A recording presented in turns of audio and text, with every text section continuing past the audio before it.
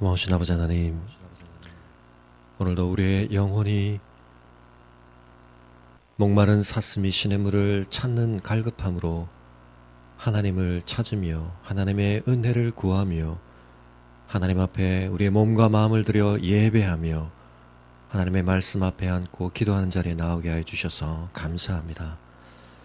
그 어디에서도 얻을 수 없는 우리의 영혼의 평안과 회복을 하나님을 예배하는 자의 자리에서 허락해 주실 줄을 믿고 하나님 앞에 나왔사오니 우리의 심령을 어루만져 주시며 말씀으로 새롭게 하시며 진리로 밝혀주시며 능력으로 강건케 하여 주시옵소서. 우리의 삶의 모든 것을 하나님 앞에 의탁하오며 하나님의 은혜 안에서 새롭게 받기를 원하오니 우리의 예배를 받으시고 우리에게 새 삶을 허락하여 주시옵소서. 감사를 드리고 우리 주 예수 그리스도 이름으로 기도합니다. 아멘. 함께 묵상하실 말씀은 시편 말씀입니다. 시편 말씀을 봉독해 드리겠습니다.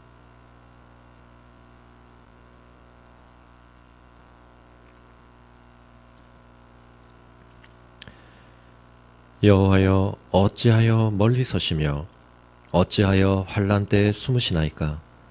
악한 자가 교만하여 가련한 자를 심히 압박하오니 그들이 자기가 베푼 꾀에 빠지게 하소서. 악인은 그의 마음에 욕심을 자랑하며 탐욕을 부리는 자는 여호와를 배반하여 멸시하나이다. 악인은 그의 교만한 얼굴로 말하기를 여호와께서 이를 감찰하지 아니하신다 하며 그의 모든 사상에 하나님이 없다 하나이다. 그의 길은 언제든지 견고하고 주의 심판은 높아서 그에게 미치지 못하오니 그는 그의 모든 대적들을 멸시하며 그의 마음에 이르기를 나는 흔들리지 아니하며 대대로 환난을 당하지 아니하리라 하나이다.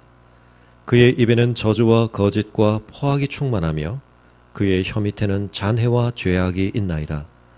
그가 마을 구석진 곳에 앉으며 그 은밀한 곳에서 무죄한 자를 죽이며 그의 눈은 가련한 자를 엿보나이다.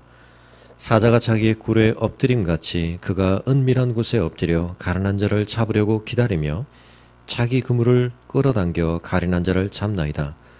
그가 굽으려 엎드리니 그의 포악으로 말미암아 가련한 자들이 넘어지나이다. 그가 그의 마음에 이르기를 하나님이 잊으셨고 그의 얼굴을 가리셨으니 영원히 보지 아니하시리라 하나이다. 여호와여, 일어나옵소서. 하나님이여, 손을 두옵소서. 가난한 자들을 잊지 마옵소서. 어찌하여 악인이 하나님을 멸시하여 그의 마음에 이르기를 주는 감찰하지 아니하리라 하나이까? 주께서는 보셨나이다. 주는 재앙과 원한을 감찰하시고 주의 손으로 갚으려 하시오니 외로운 자가 주를 의지하나이다. 주는 벌써부터 고아를 도우시는 이시니이다. 악인의 팔을 꺾으소서. 악한 자의 악을 더 이상 찾아낼 수 없을 때까지 찾으소서. 여호와께서는 영원 무궁하시도록 왕이시니 이방 나라들이 주의 땅에서 멸망하였나이다.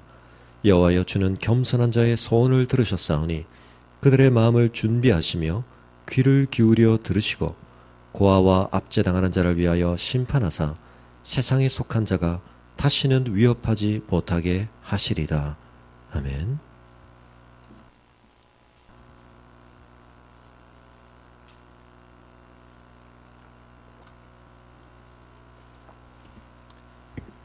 지난주에 말씀드린 바와 같이 시편은 시편 9편과 조금은 긴밀하게 연결되어 있는 시편입니다. 형식적인 면에 있어서 답관체라고 부르는 히브리어의 자음 알파벳의 순서를 따라 첫 글자들을 그 단어의 순서대로 맞추어서 배열하는 시의 형태를 이어가고 있는데요. 그래서 다른 시편과 달리 표제도 포함되어 있지 않습니다. 그러나 이 시편을 우리가 조금은 구별해서 살펴볼 수 있는 것은 이 시편은 좀 더 애가에 가까운 탄식시에 가까운 내용을 담고 있습니다. 우리가 이미 시편 3편부터 시편에 이르도록 여러 편의 시편을 묵상하는 가운데 왜 이렇게 시편에 탄식이 많은가 하는 생각들을 해보지 않을 수가 없습니다.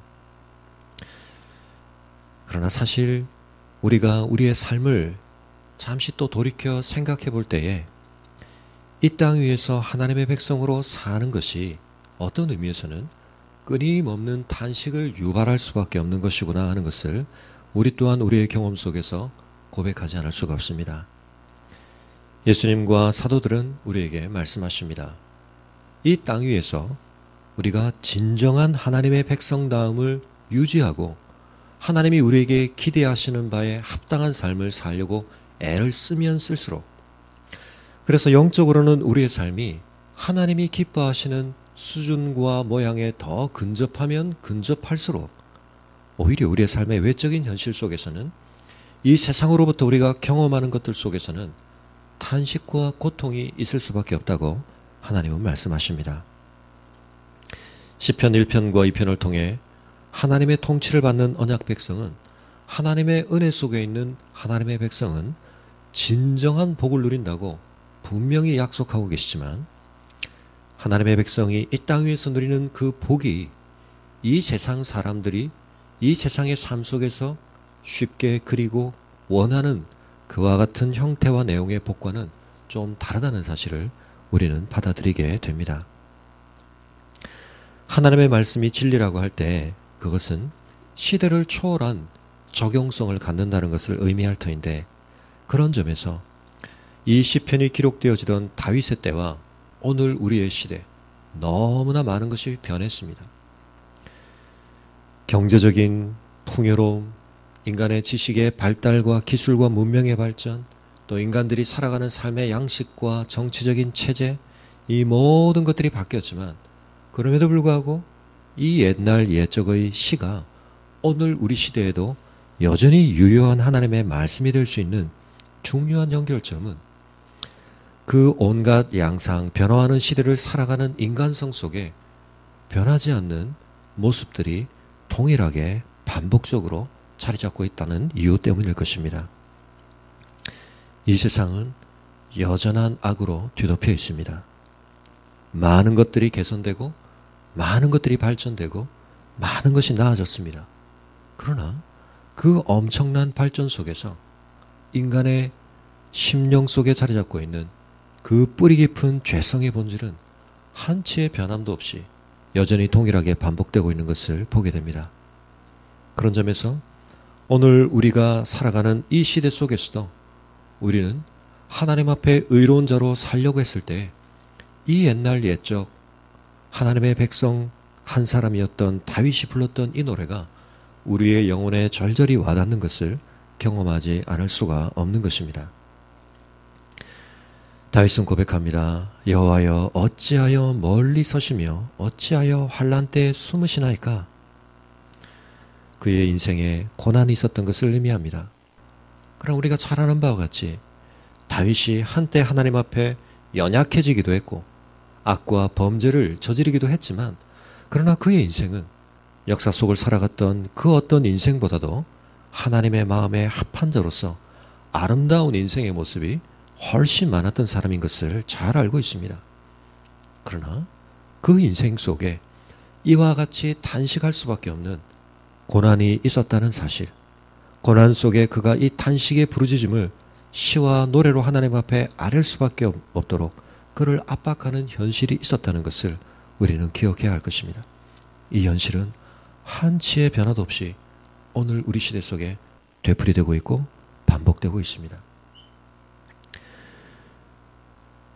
그의 삶에 고난이 있었다는 것을 보여줄 뿐만 아니라 이 1절의 고백이 또한 다윗에 관하여 우리에게 무엇을 말합니까? 그의 영혼을 둘러싼 현실과 상황 속에 그를 괴롭히는 대적과 그의 영혼을 짓누르는 고통으로 찌르는 어려움이 있었다는 것을 보여줄 뿐만 아니라 이 고백은 그의 영혼의 모습을 또한 우리에게 보여줍니다. 하나님은 왜 멀리 서 계십니까? 하나님은 왜 숨어 계십니까? 그가 이렇게 말한다는 것은 무엇을 전제하는 것입니까? 그가 하나님을 찾아보았다는 것을 의미합니다.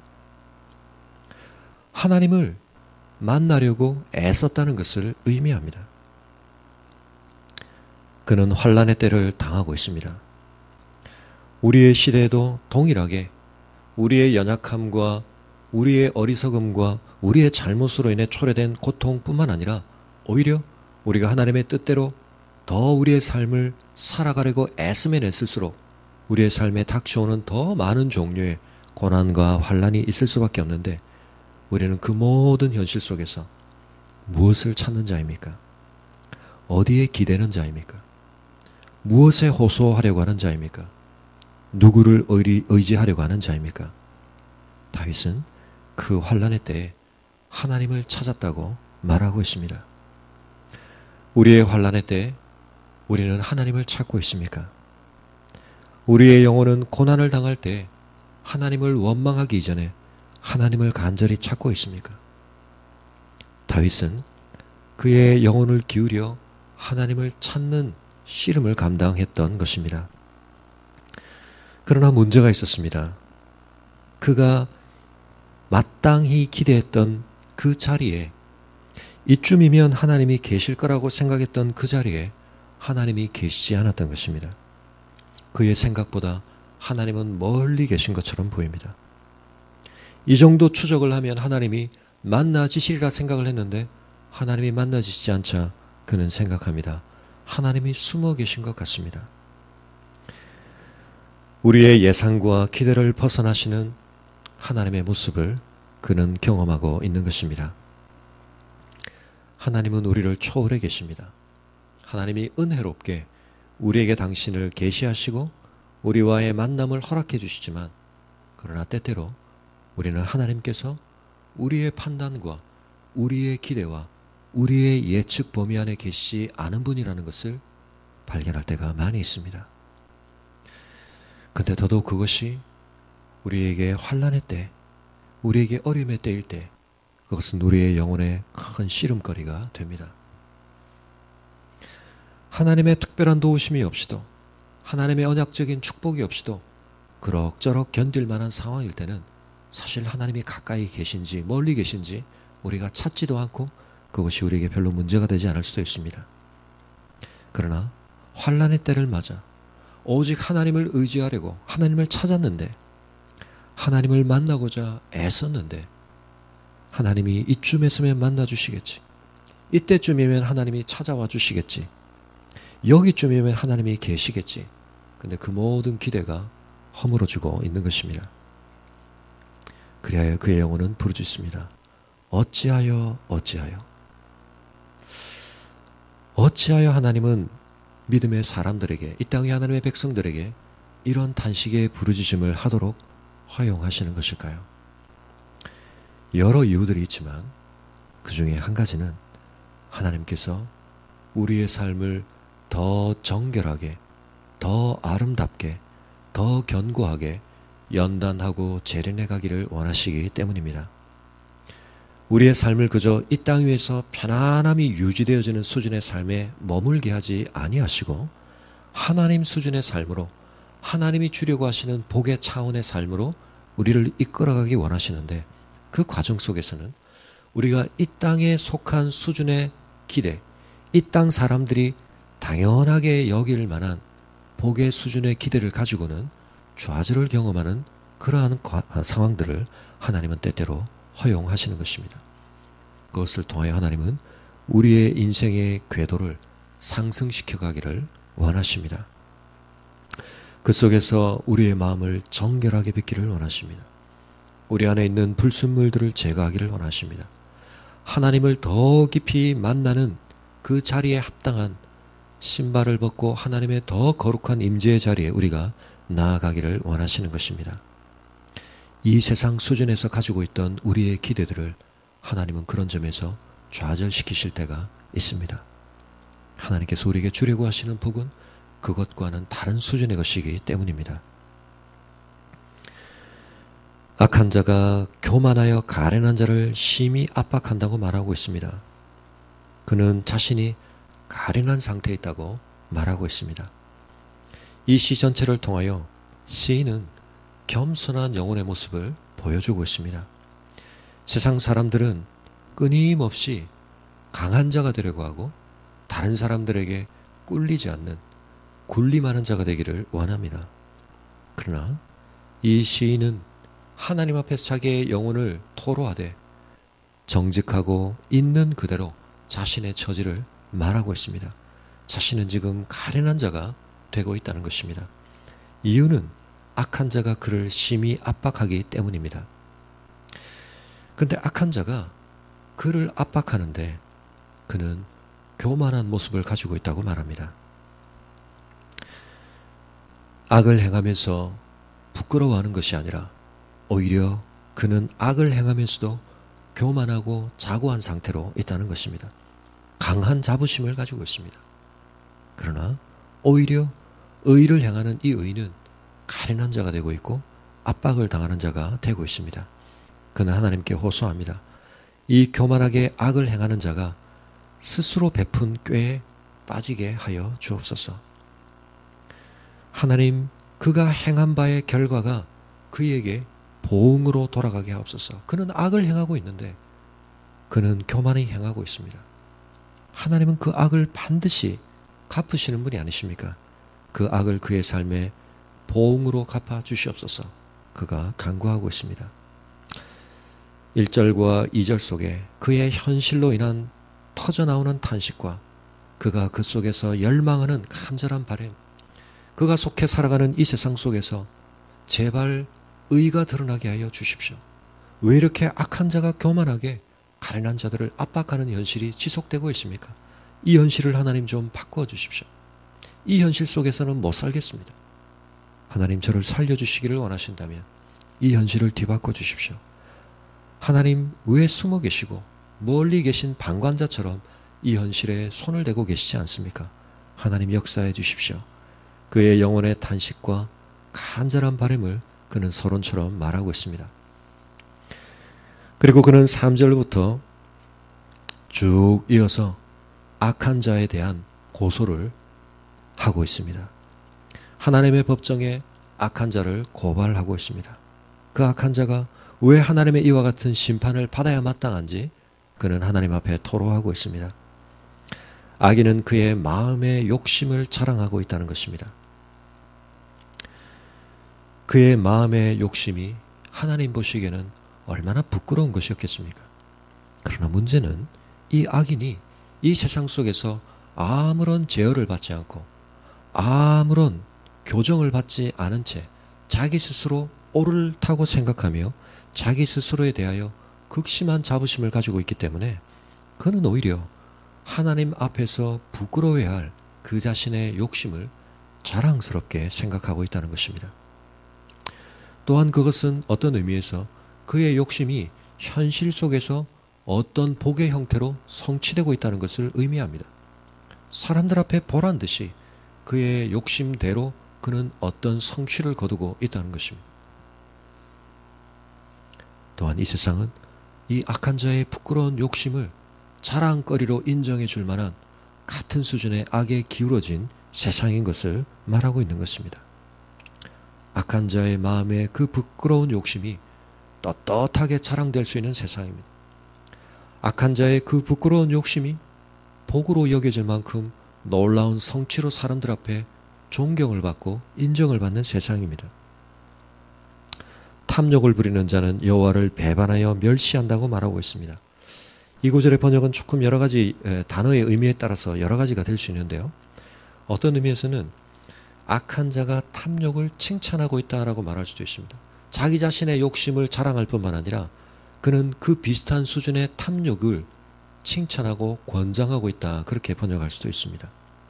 아무튼 이 모든 일들은 하나님의 뜻을 정면으로 거스르는 것이며 하나님을 멸시하는 것이라는 것입니다. 그러므로 하나님, 이 악한 자를 저는 마땅히 고발합니다. 그렇게 하나님 앞에 그는 고소하고 있습니다. 악인은 그의 교만한 얼굴로 말한다고 말합니다. 악인의 얼굴이 이미 그의 교만을 드러내고 있습니다. 우리는 사람의 얼굴 속에서 그 사람의 인격과 그 사람의 삶의 많은 내면적 가치가 뿜어져 나오는 것을 볼 때가 있습니다. 이것은 그저 외형적인 잘생기고 못생기고의 문제가 아니라 그의 내면 속에 품어진 가치가 그의 인생을 통해 스며들어 결국 얼굴에까지 반영되는 것을 의미하는 것입니다. 악인은 숨길 수 없는 그의 마음을 가득 채운 교만을 그의 얼굴로 뿜어내고 있습니다. 그의 얼굴만 봐도 그의 교만이 묻어나고 있는 것입니다. 그런 얼굴로 그가 말하고 있는 심중의 고백이 무엇입니까? 여호와께서 자신의 삶에 대해서, 자신이 저지르고 있는 악에 대해서 감찰하지 않으신다는 것입니다. 하나님께서는 이 모든 것들을 보고 계시지 않다는 것입니다. 악인이 이와 같이 말할 수밖에 없는 현실, 의인은 하나님을 찾지만 하나님은 숨어 계시는 듯 보이는 이 현실 속에서 악인의 이 생각은 더욱 강화되어져 갑니다. 그의 모든 사상에는 하나님에 대한 부정이 들어있습니다. 하나님이 존재하지 않으신다.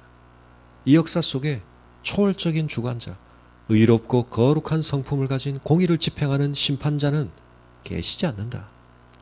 그는 그렇게 말하고 있다는 것입니다. 그의 심중에 그와 같은 확신을 가지고 있다는 것입니다. 그리고 그의 삶은 그 확신에 아무런 거리낌이 없는 모습들을 드러내고 있고, 그는 그 얼굴로도 그 모든 메시지를 교만으로 표상하고 있다는 것입니다. 문제는 그의 여러 가지 이 마음의 확신의 문제, 그의 내면의 사상의 문제가 아니라 그의 실제적인 현실의 모습과 닿아 있습니다. 그의 길은 언제든지 견고하고 그가 행하는 길에 거칠 것이 없다는 것입니다. 흔들림이 없다는 것입니다. 탄탄대로를 그는 지금 달려가고 있습니다. 주의 심판은 높아서 그에게 미치지 못한다고 말하고 있습니다. 하나님의 심판의 기준이 너무나 이상적인데 땅의 현실에는 그 하나님의 심판이 하나도 적용이 되고 있지 않은 것처럼 보이는 것입니다. 그래서 그는 자신의 모든 대적들을 멸시하고 있습니다. 그리고 그 멸시를 받는 대적 속에 다윗을 포함한 의인들이 들어 있습니다. 그는 마음에 이르기를 나는 결코 흔들리지 않고 대대로 환난을 당하지 아니할 것이라고 그는 확신하고 있다는 것입니다. 지금껏 살아온 그의 삶이 이 확신을 계속 보장해 왔습니다. 그를 둘러싸고 있는 현실은 이 확신 어린 예측을 지지해 주는 것 같습니다. 그는 지금껏 살아온 것처럼 계속 잘 살아갈 수 있을 것 같고, 그렇게 살아도 아무 문제가 없을 것 같습니다. 아무도 그를 흔들 사람이 없어 보입니다. 아무도 그에게 환난을 가져다 줄 수 없을 것 같습니다. 그는 인생들이 경험하는 어떤 환난에 대해서도 면제받은 자처럼, 축복받은 자처럼 그는 승승장구할 수 있을 것처럼 확신하고 있다는 것입니다. 이 모든 악인에 대한 고소의 중요한 주제는 교만이었습니다. 그의 마음에 가득 찬 교만, 그의 얼굴로 드러나는 교만, 그의 삶을 통해 견고해져가는 이 교만에 대해서 의인은 고발합니다. 그리고 두 번째 주제로 넘어갑니다. 그가 하나님 앞에 이러한 교만을 품고 있게 당연히 따라올 수밖에 없는 사람들을 대함에 있어서 그의 모습, 그것은 바로 포악함입니다. 아무도 그를 견제하거나 아무도 그를 제재하지 않습니다.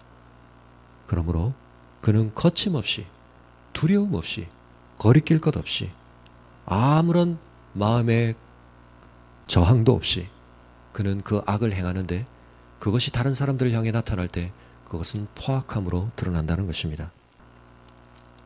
그의 입술에는 저주와 거짓과 포악이 충만하다는 것입니다. 다른 사람을 저주하고 거짓으로 대하고 포악을 행하는데 그의 혀 밑에는 잔해와 제약이 있다는 것입니다. 감추어진 그의 겉으로 드러나는 때때로 아첨의 말을 할지 모르지만 그 거짓된 입술 밑에는 항상 다른 사람들을 잔해하고 그리고 그들에게 죄를 행하려고 하는 도모와 의도가 깔려 있다는 것입니다. 그는 마을 구석진 곳에 앉아 기다리는데 그 은밀한 곳에서 무죄한 자를 죽이고 그의 가련한 눈은 가련한 자를 어떻게든 해하려고 염탐하며 시기를 엿보며 도사리고 있다는 것입니다. 사자가 자기 굴에 엎드림같이 그가 은밀한 곳에서 엎드려서 가련하는 자를 잡으려고 기다리고 있다고 말합니다. 그는 맹수에 비유될 뿐만 아니라 또한 사냥꾼에 비유됩니다. 자기 그물을 끌어당겨 가난한 자를 포획하는 그러한 사냥꾼의 비유가 되고 있습니다. 그가 굽으려 엎드리니 어떻게 보면 겸손해 보입니다. 모양만 보면 엎드려져 있는 것 같지만 그러나 그가 엎드린 것은 마치 사자가 그의 먹잇감을 잡기 위해 달려가기 위해 웅크린 모습처럼 다음 순간 드러날 엄청난 폭력을 감추고 있는 그와 같은 모습에 불과한 것입니다. 그리고는 그의 포악으로 말미암아 다음 순간 그는 가련한 자들을 넘어뜨린다는 것입니다. 이 모든 악을 행하는 자, 그의 마음속에 들어있는 고백을 의인은 다시 고발합니다.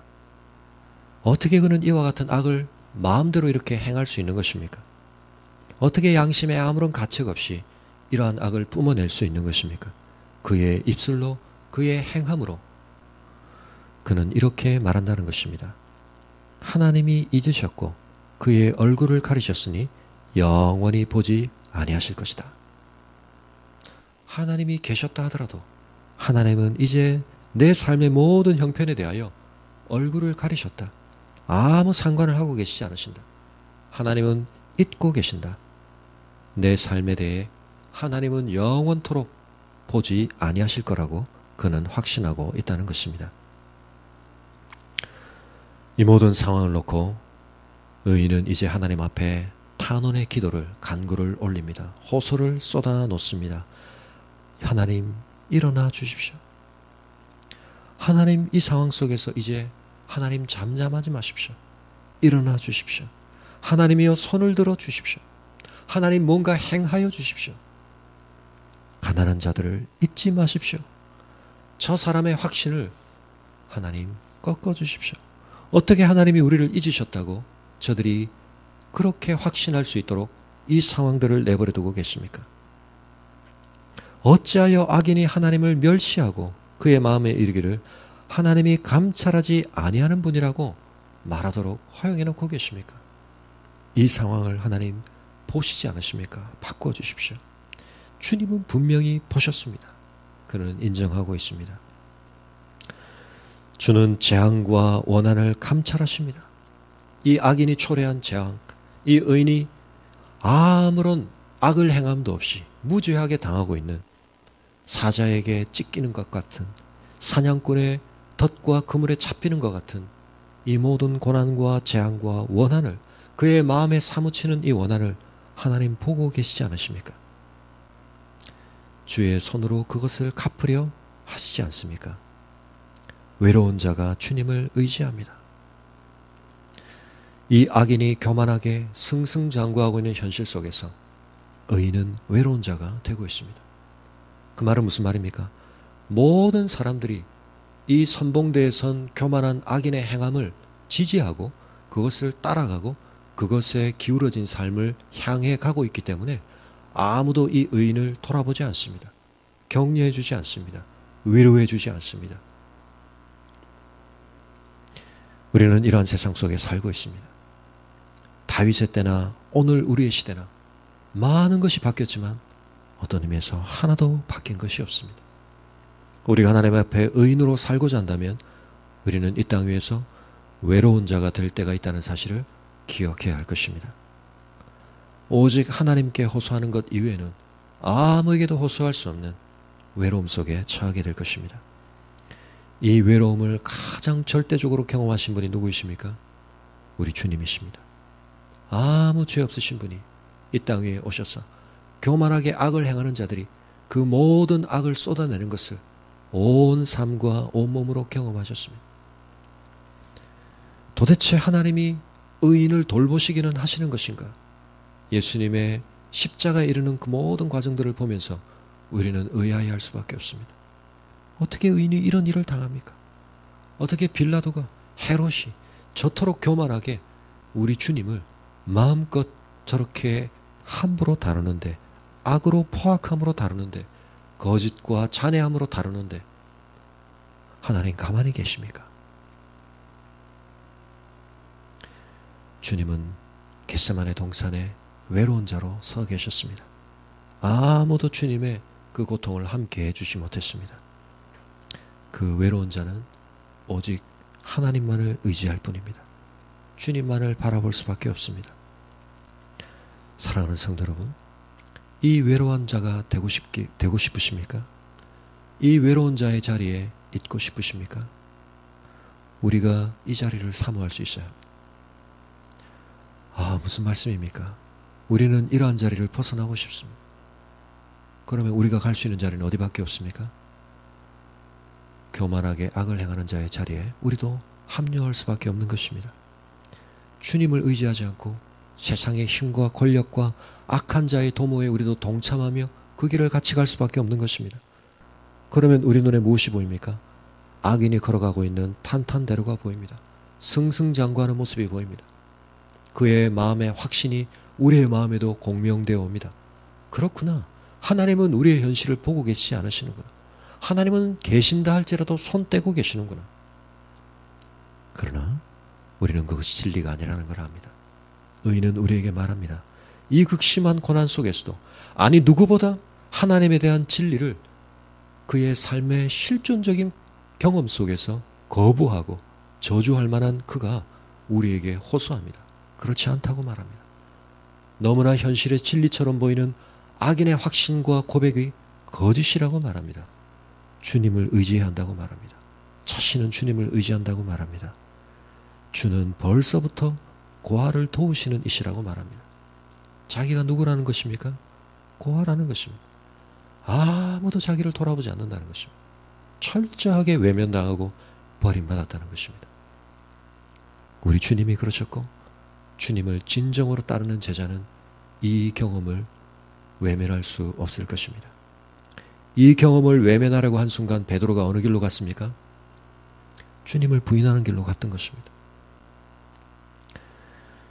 고아를 도우시는, 외로운 자를 도우시는 하나님을 우리는 의지해야 할 것입니다. 그는 이제 담대하게 하나님 앞에 간청합니다. 악인의 팔을 꺾으소서. 무엇을 하지 못하도록요? 그 팔로 행하는 악을 더 이상 행할 수 없도록 저 팔을 꺾어 주십시오. 악한 자의 악을 더 이상 찾아낼 수 없을 때까지 찾으소서. 악인은 하나님이 아무것도 보시는 게 없다고 말하는데 하나님 그렇지 않지 않으십니까? 하나님 다 보고 계시지 않습니까? 하나님 저 악인이 행하는 악을 하나도 남김없이 다 찾아주시고, 그리고 사실상 이 번역은 그 악을 제하셔서 더 이상은 하나님이 아무리 세밀하게 살피셔도 이 땅 위에서 그 악을 발견할 수 없는 상태가 되도록 해 주십시오라는 뜻입니다. 우리의 눈앞에 눈만 뜨면 악이 보이는데, 신문만 펼쳐들면, 뉴스만 틀었다 하면 온갖 악이 행해지고 있는데, 하나님 이 땅 위에서 공의로운 하나님의 심판과 하나님의 통치가 완전해지는 그날 이 모든 악을 하나님이 제하실 것이죠. 악을 하나도 찾을 수 없도록 악을 멸하여 주십시오. 악을 행하는 자들의 모든 팔을, 그들이 권능이라고 휘두르는 저 팔을 하나님 손을 드셔서 꺾어 주십시오. 그렇게 요청하고 있는 것입니다. 그는 선포합니다. 그의 현실에 누가 왕처럼 보입니까? 교만하게 악을 행하는 이 사람이 왕인 것 같습니다. 그가 실세인 것 같습니다. 그의 통치 아래 모든 사람이 한편이 되어서 굴복하고 있는 것 같습니다. 그러나 그는 말합니다.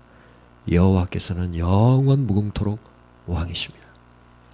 하나님은 이 역사에서 한순간도 예외 없이 영원토록 왕이십니다. 악인들이 하나님은 이 역사에 대한 통치권을 손떼고 계시다고 말했던, 그리고 그렇게 말하는 것이 너무나 옳아 보였던 그 순간들조차도 하나님은 왕이 아니신 적이 없습니다. 하나님은 영원 전부터 영원 후까지 지속적으로 끊임없이 한순간도 예외 없이 이 역사의 진정한 통치자이십니다. 그는 그것을 고백하고 있습니다. 오늘 우리가 이 고백을 품은 자로 이 땅에 살아야 할 것입니다.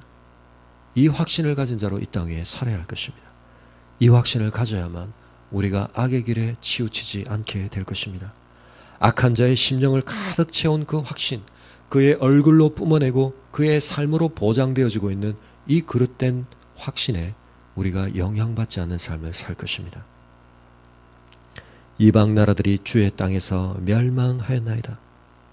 하나님께서 일어나 행하셨을 때 그 강력하던 애굽을 꺾으셨던 것처럼 하나님께서 가나안 땅들을 정벌하실 때 그 가나안에 무르익었던 그 엄청난 죄악들을 하나님께서 토말하셨던 것처럼 그 열방들을 꺾으셨던 것처럼 주의 땅에서 그 악들을 제해내셨던 것처럼 이제 다윗 안에서 세워진 이 왕국 안에서도 하나님은 반드시 그 왕권을 주장하실 것이고 통치를 실현하실 것이라고 그는 고백하고 있는 것입니다. 그리스도인의 삶에서 이미 실현되고 있는 하나님의 나라의 통치, 그러나 그 궁극적인 실현을 향해 나아가고 있고 완전한 완성의 때에 다가올 그 하나님의 온전한 나라의 도래와 그 완성에 대한 확신이 얼마나 중요한지 모릅니다. 지금 우리를 둘러싸고 있는 현실의 모습을 정당화하고 그것에 적응해서는 안 된다는 것을 우리는 깨달아야 하는 것입니다. 우리는 변혁에 대한 갈망을 가져야 합니다. 하나님, 세상이 이렇게 돌아가면 안 되지 않습니까? 하나님, 이 세상이 변화되어야 되지 않겠습니까? 우리는 탄식하기까지 하나님 앞에서 품은 이 열망의 기대를 저버리지 않고 그것을 끌어안는 자로서 신음하며 탄식하며 그 변혁을 위해 씨름해야 할 것입니다. 세상은 이 길대로 끝까지 갈 것처럼 생각하지만 우리는 결코 포기할 수 없는 기대와 갈망을 가진 자로서 그 현실 속에서 탄식하고 고통받으며 하나님 앞에 호소하며 하나님이 반드시 이루실 그 일을 우리 자신의 간절한 열망으로 품고 하나님과 더불어 씨름해야 한다는 것입니다. 하나님은 이 역사 속에서 그런 열망을 가진 자들을 찾고 계시고 그러한 자들의 노래에 귀 기울이고 계시다고 시편은 우리에게 말하고 있는 것입니다. 여호와여, 주는 겸손한 자의 소원을 들으셨사오니 그들의 마음을 준비하시며 귀를 기울여 들으신다는 것입니다. 우리가 교만한 자에 속합니까? 겸손한 자에 속합니까? 교만한 자의 그 마음의 확신이 성취되어 가는 것 같지만 아니라는 것입니다. 겸손한 자의 그 간절한 열망, 하나님 나라의 도래를 사모하는 그 간절한 열망을 하나님은 들으신다는 것입니다. 그들의 마음을 하나님은 준비시키시고 그들에게 하나님은 귀를 기울이고 계신다는 것입니다. 그는 한때 이 현실을 바라보며 하나님이 멀리 계시고 귀를 가리고 계시고 숨어 계시는 것처럼 보였지만, 그리고 그것이 진리인 것처럼 주장하는 악인의 그 삶을 통하여 뿜어져 나오는 확신에 그는 때때로 영향을 받고 압도되기도 했지만, 그러나 그는 진리를 붙들고 다시 한번 선포하고 있습니다. 하나님은 주무시지도 않고 숨어 계시지도 않고 귀를 막고 계시지도 않으시다는 것입니다. 고아와 압제당하는 자를 위하여 하나님은 심판하시는 분이십니다. 세상에 속한 자가, 악한 교만한 자가, 현실에서 승승장구하는 자가 다시는 고아와 압제당하는 자를 마음대로 포악함으로 위협하지 못하게 하시는 하나님께서 그에게 귀를 기울이고 계시는 이 현실, 그것이 진리라고 그는 말하고 있습니다. 오늘 우리의 삶에서 우리는 무엇을 진리라고 보고 듣고 있습니까? 우리의 영적인 눈을 열어보지 아니하면, 우리의 영적인 귀를 열어 듣지 아니하면 우리의 귀와 우리의 눈에 들리고 보이는 것들은 시편의 시인이 노래하는 것이 아니라 그 시인이 고발하고 있는 교만한 악인의 목소리를 진리처럼 우리는 보고 듣게 될 것입니다. 그러나 우리는 영적인 눈을 들어 보고 들어야 합니다. 그리고 보고 들은 그 진리에 뿌리를 내리고 우리의 삶을 감당해 가야 할 것입니다.